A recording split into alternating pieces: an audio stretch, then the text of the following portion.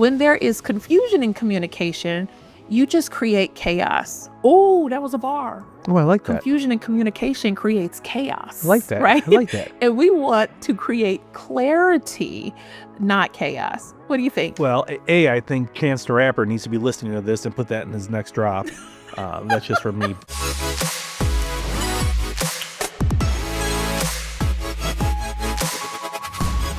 Hello, and welcome to Carrier Code, your inside track to the strategies, stories, and leaders driving the trucking industry forward.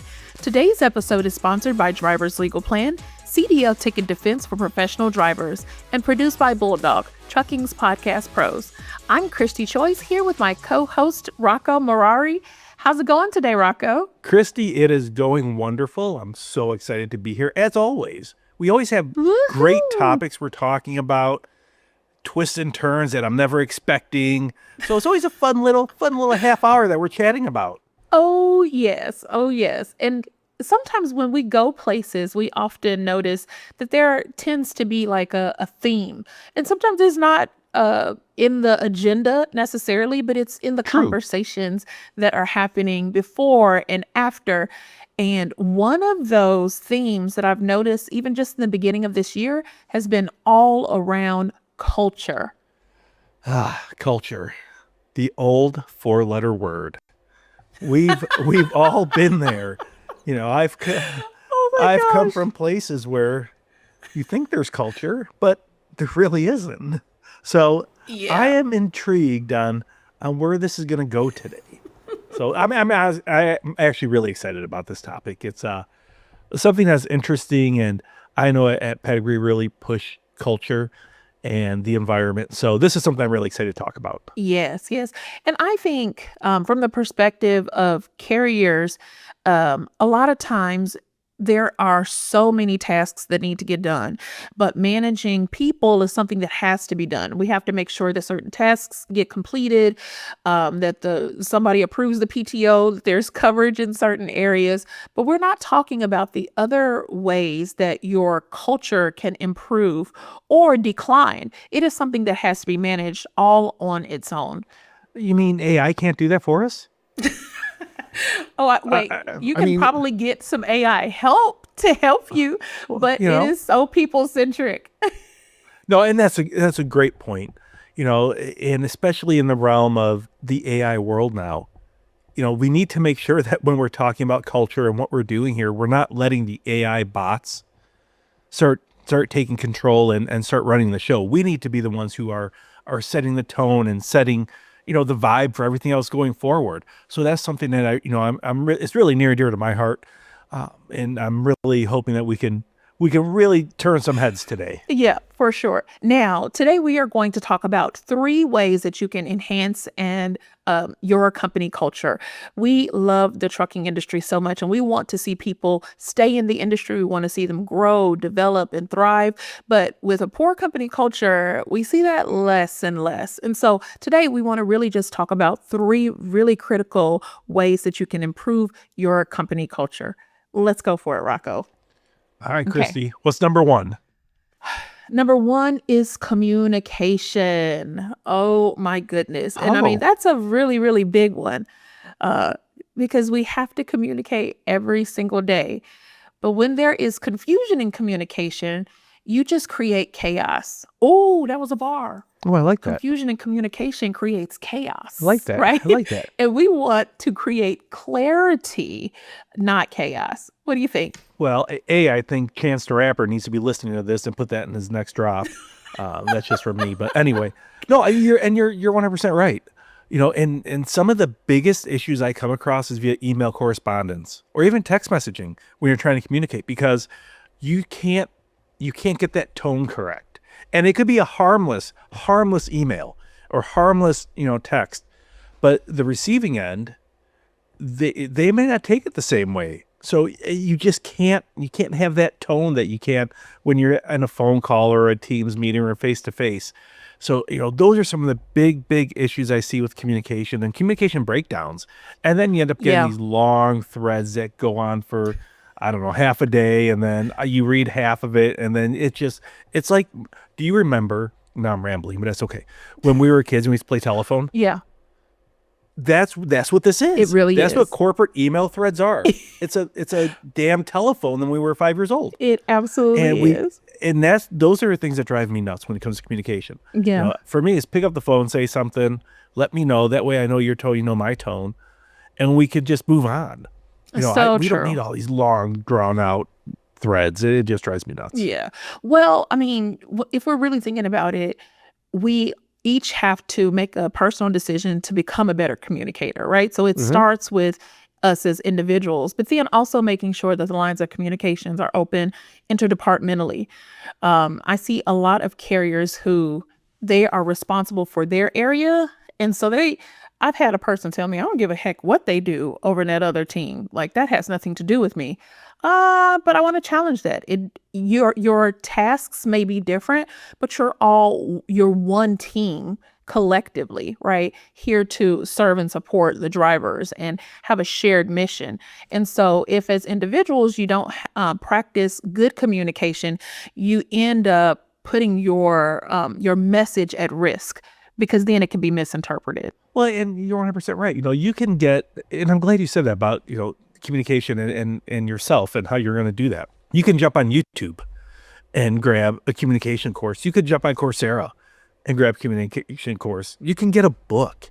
And it's those little things like that, like you were saying, that are going to start making that difference. Because until you make that difference for yourself to be a better communicator, you can't expect the others around you to do the same. So it's just that big cycle. I won't say cycle of life, but you have to be the one who starts that communication trend. And my team, they all have to take communication courses. It's something that is mandated, it's necessary, and it's very important to me. And you and I learned that from Lead ATA. We have to take communication courses. It's something that is just part of culture and is part of the industry, and it's just part of being an adult. Yeah, for sure. And if that's something that your employer doesn't necessarily require, there are ways for you to strive to become a better communicator. Rocco, in that example about the email thread that just goes on and on and on, how many times have I gotten an email and I read it through? I might have even had AI summarize it and give me some high level points, but I do exactly what you just described. I just pick up the phone and I'm like, hey, what is this about? Because also people communicate differently. And so we have to take into account like different generational responses, different ways that people communicate, and how and the validation that everyone wants to feel at the end of the day. I mean, this is work. We're here to make sure that that the job gets done, right? But communicating well has so many benefits to your overall company culture, and I think it's one of those start at the top down type of things. But also, if it's not in your organization, you can start change by becoming a better communicator as an individual. Christy, and I know you have, but have you come across somebody within an organization that doesn't have to be your own, that was a horrendous communicator, and you don't even know what they're trying to get across? Yes. I mean, yes. I've had that so many times where I don't even know where this is going. It's just, oh my goodness. I have no clue. Okay. And we're both educated. Yes. And we don't, and it's things like that that just, to your point, that we need to change from the top down. Yes. Yes. Oh my goodness. Okay. Really quick story before we head on to the second point. I was at a conference and there was a group of folks who were talking near me, and one of them made a comment and they all started laughing. So I'm like, okay, guys, you got to fill me in. What's so funny? And they had called a person in their office a pigeon. And I was like, oh my gosh. So it was their little inside joke. And so I said, well, why are they the pigeon? Do they like feed birds in the park? Like what, I mean, like fill me in. And so they said, no, well, they're the type of person who circles around, poops on everything, and then walks away. And I was like, oh my gosh. But that's a poor way to communicate when you just have to do a little flyby, come in, say what you got to say, and then rush off, because you don't give people an opportunity to process or ask questions. You're just, hey, I have to deliver this message. Here you go. And you kind of just anyway. You're dropping shit. Yeah. completely. And I mean, I was able to laugh with them, but I'm like, these are the type of communication styles that people Yes. have to figure out so they can get their job done every day. And that's something we can absolutely become better at. And imagine how much better their job would be if they can figure out how to do that and not just drop Yeah. turds everywhere. It would be Yeah. so much better. Avoiding some confusion there. In Okay. multiple I think ways. we'll for sure. Okay, well, let's keep it moving along. Now, the second way that you can build or strengthen your culture is by fostering a learning environment. Now, Rocco, I learned this from you because you're always including the driver population. Whenever we talk here, you're always talking about, newer drivers, younger drivers, older drivers, and together collectively, every carrier has a very unique population. No matter what your population is, you still have to foster a learning environment. There could be older drivers who've had other careers, and so they may need some more mentorship. There are some that have been with you for a really long time. Again, that means that they still want to learn, but they also want to contribute. Fostering a learning environment helps you as a carrier to build and strengthen your culture. I agree. And also, one big thing that I'm very passionate about is everybody learns differently. So you may have that driver who does not want a mentor. They feel that they're being put down at that time. So you, as the carrier, as the company, need to understand that. Yeah. There are others who, because I have a team, so you have to really start picking up on that. They need to be hands-on. They need to be the ones who they're touching and learning and reading the book or whatever it may be. So as a leader, as an organization, to foster that learning, you need to understand what each individual is going to be successful with. And and that's hard. That's not something that comes easily to a lot of people, and it takes time. And we just need to make sure that we're fostering that growth within the driver colony, and even the back office and everybody involved in the company. It's such an important part of what we do. If we just sit there and be stagnant every day, how exciting is that? What do you do then? There's no challenge. So, like for me, I enjoy the challenge. I enjoy learning. I find it exciting, and that's just me personally. Others may think it's the most horrendous thing to do, but they still like getting little nuggets here and there, and add that to their growth. So again, it's just little things that you got to be able to pick up on individually. Yeah, for sure. And I know at 10th Street, we have a lot of data about what driver behaviors. And one of the things that I found really, really interesting is that drivers sometimes have cited leaving a company because they don't feel that they're being invested in. They don't feel like there is growth for them, and they don't feel like they're being developed. And that is like really, really, it was really eye-opening for me because I assumed that, hey, if you learn it one way, it's the regulatory requirement for something. But no, things are very different carrier to carrier.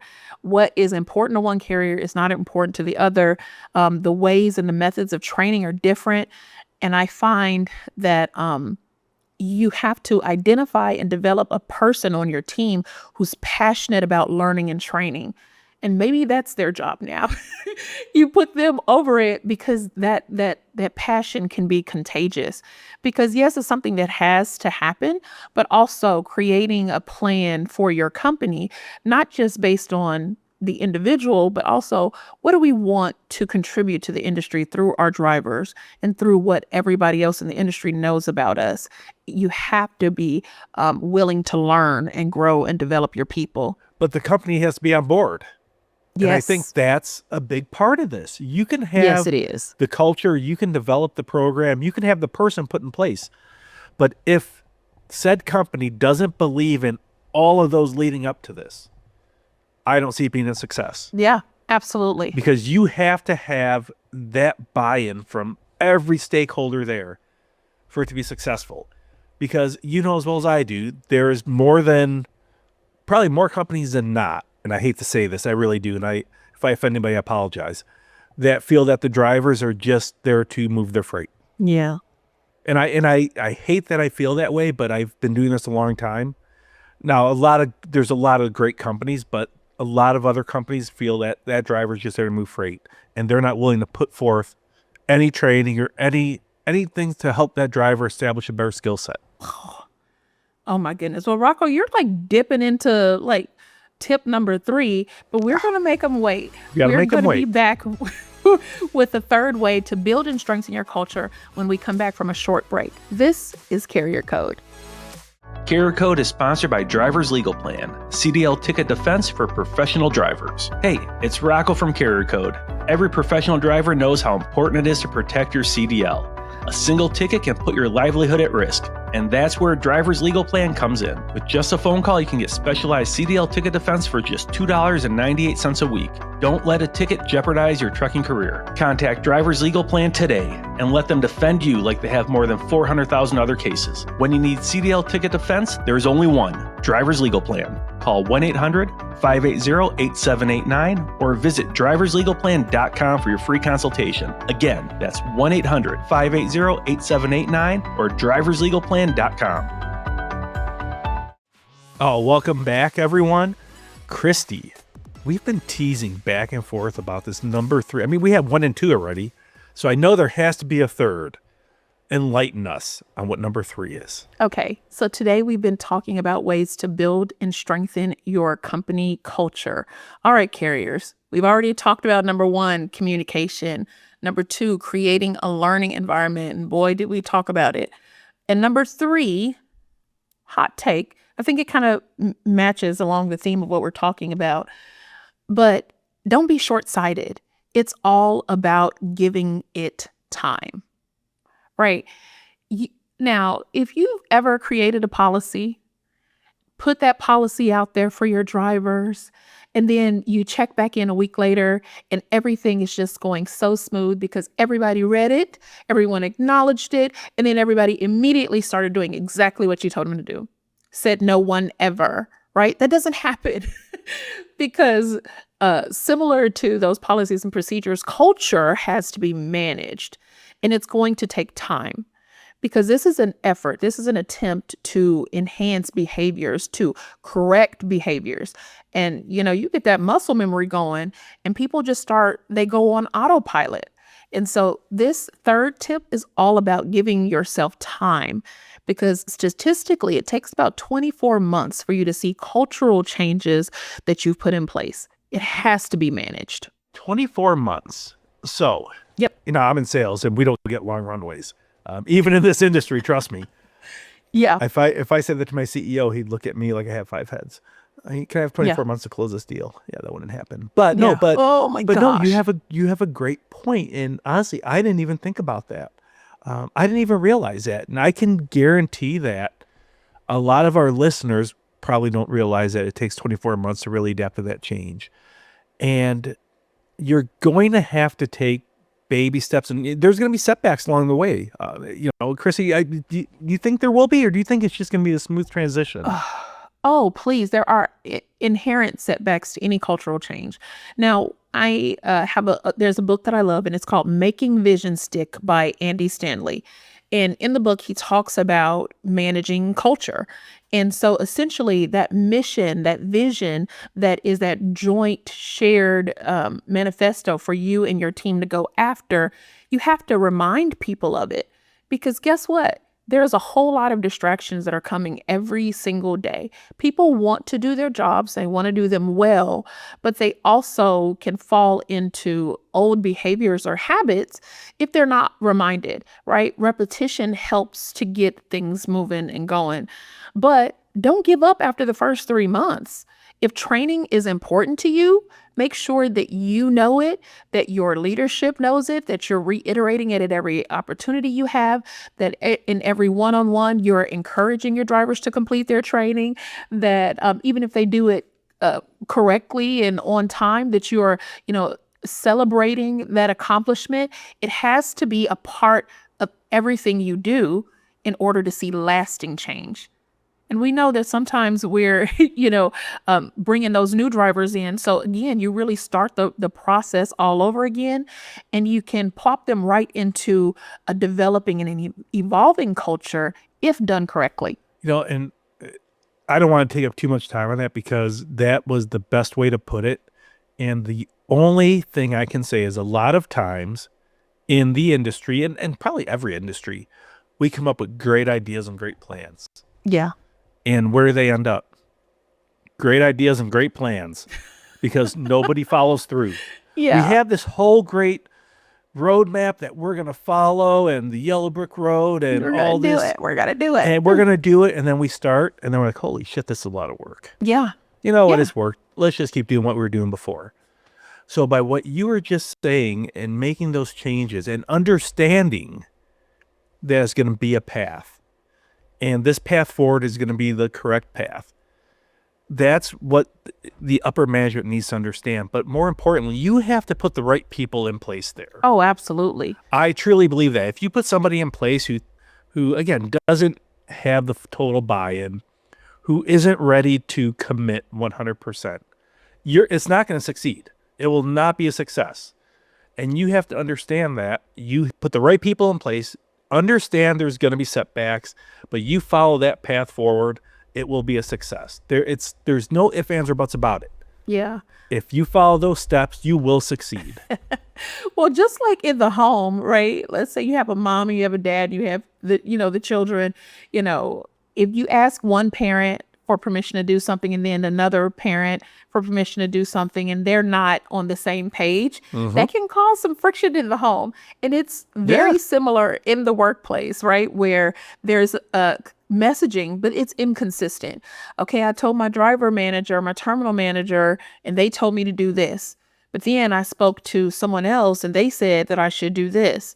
That creates some confusion. And again, we want to make sure that our messages have clarity so that you're able to see those cultural impacts. Now, I am a firm believer of this very fact, especially, with the background that I have. Technology alone doesn't cut it anymore. You have to manage the culture and the people in order to really see the tools that you're implementing succeed. Because it's not just about having the right tech stack. You have to have the culture to sustain it. Everybody has a tech stack now. Yep. I mean, if to be in business as a carrier, if you don't have that tech stack, you're not going to be around very much longer. Yeah. I mean, it is what it is. And we never want to be negative, but it's the truth. If you don't have that tech stack, you're not going to be, you're not going to be here. You're not going to be able to compete. So to your point, now it's going to be that culture. That's going to be the differentiator going forward. Yep. Well, you can tell I'm pretty passionate about this. The last few speaking engagements I've had, we've been diving into cultural implications that I think carriers need to know. And it was funny. I was at an event and there were some folks waiting to talk to me after I got off the stage, right? And one guy, he had a different take. He said, "Hey, that was wonderful. I loved your presentation. But here's what I find. Our culture is too good." I said, "Come here, tell me more," right? I'm all the way leaned in like, "Oh my gosh, well, tell me." And he said they were so nice that no one wanted to have hard conversations. Everybody, they were too nice and too accommodating. And there were behaviors that were happening that they were collectively trying to figure out how to scale and grow the business. But everybody kind of had rose-colored glasses on. Nobody wanted to be the one to play devil's advocate or address a different perspective. And he had just come into that culture and he said, "Hey, so it's about balancing culture." And I love that he really challenged my thought because we're not saying, oh, all trucking companies have poor culture. Nope. Not at all. Not at all. What you do have is a choice to make. You have to make a decision to manage your culture. If there are things that are happening that you don't like, you have to do something and say something about it, right? But it comes at the price of something I like to call strategy. You have to be really, really thoughtful and really intentional about the ways that you correct the course when you're trying to build and strengthen your company culture. Yep. I can't add anything to that, Christy. I can't. You hit that right on the head. I mean, there's nothing I can add to that. That was, my goodness. yeah. I mean, that's true. You have to be able to, again, just have those conversations. To your point, you have to have those conversations. Either way, you have to get that done. So Christy, we've really spoke a lot about culture today, but is there anything that you can leave us with that can even give us an inkling of this being a success? Well, I think sometimes we tend to overthink the intangible, right? Because culture, I mean, it's not like I can exactly put my hands on it. But one of the most practical things I can say is just create a calendar reminder. And even in that calendar reminder, just check in with different departments, with different people on the cultural initiatives that you have going on at your company. Okay, well, I mean, we could go on and do some killers of culture, but we're not going to go there today because we really want to see everyone succeed. Every workplace is unique in your goals and the things that you want to see happen, because the people that work with you are unique and they're different and they're diverse. And so there's not one single silver bullet here. It's really just encouraging you to create strategies that work. So today we've talked all about culture, and there were 3 ways to build and strengthen your company culture. The first is through improved communication. The second one is by fostering a learning environment. And then the third is giving yourself some grace and some time, because it's going to take some time to see your initiatives come to light. Now, did those resonate with you? If so, or if you have some that you'd like to add, email us, knowthecode@carriercodepodcast.com. Carrier Code is sponsored by Drivers Legal Plan, CDL Ticket Defense for Professional Drivers, and produced by Bulldog, Trucking's podcast pros. New episodes drop every week, so be sure to like, subscribe, and follow so you never miss an episode. You can listen on your favorite podcast platform, watch on YouTube, or visit us anytime at carriercodepodcast.com. You'll also find us on all the social channels at Carrier Code Podcast. Thanks so much for joining us. And until next week, I'm Christy. And I'm Rocco. And this is Carrier Code.